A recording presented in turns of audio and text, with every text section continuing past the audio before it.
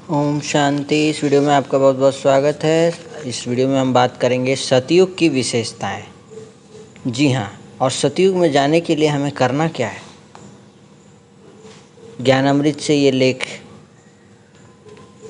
Share कर रहा हूँ। ईश्वर खुद आकर अब सतयुग से लेकर कलयुग अंत तक के पूरे काल चक्र का रहस्योद्घाटन करते हैं कि सतयुग और त्रेता युग में पूरे 2 युगों तक देवी देवताओं का समूचे विश्व पर एक छत्र अटल अखंड राज्य था। उस राज्य में इंसान तो क्या, जानवरों में भी आपसी प्रेम था। शेर और बकरी भी एक घाट पर जल पीते थे। हमले की कोई चिंता नहीं थी। लश्कर या अस्त्र शस्त्र रखने की आवश्यकता नहीं पड़ती थी। रिश्तों का आधार स्नेह और सहयोग का आदान प्रदान था। राजा और प्रजा सभी के पास धन धान्य की विपुलता थी।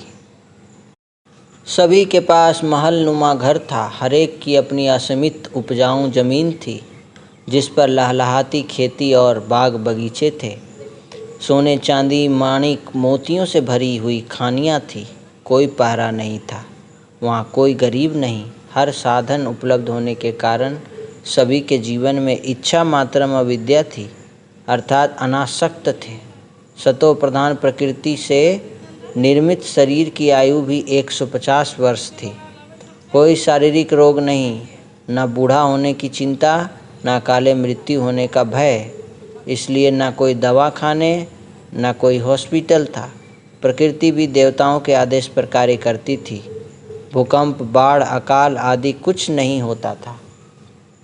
देवताओं की आत्मा और शरीर दोनों ही पवित्र थे, इसलिए उनके हर अंग का गायन है। कमल मुख, कमल नयन, कमल कर्ण, कमल हस्त, कमल पदम आदि चरित्र संपन्न होने जीवन होने के कारण वहाँ न कोई विकार, न चोरी, न ठगी, न महिला सुरक्षा का सवाल, न पुलिस, न पंचायत, न ही न्यायपालिका ही होती थी।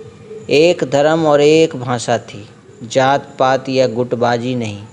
समूचा विश्व ही अखंड भारत होने के कारण अन्य देशों से घुसपैठ नहीं थी।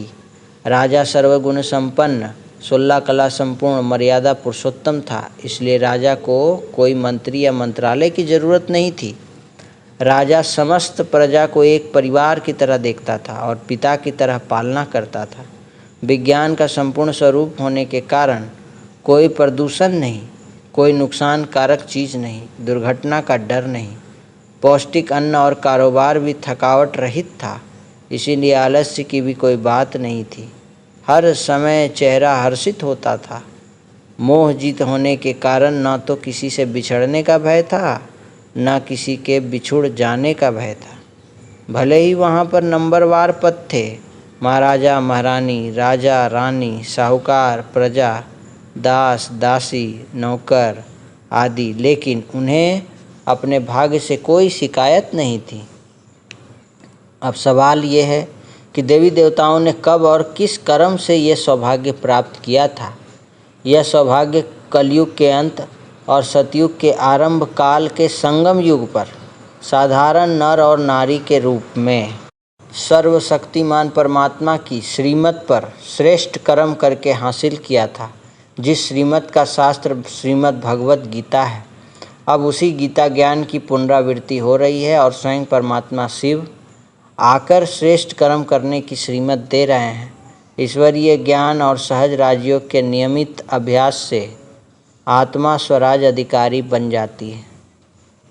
जैसे अन्य धर्मों की स्थापना के आदिकाल में कुछ न कुछ विघ्न और विरोध हुआ, ऐसे ही यहाँ भी व्यक्तिगत और संगठित रूप से विघ्न और विरोध का सामना करना पड़ता है।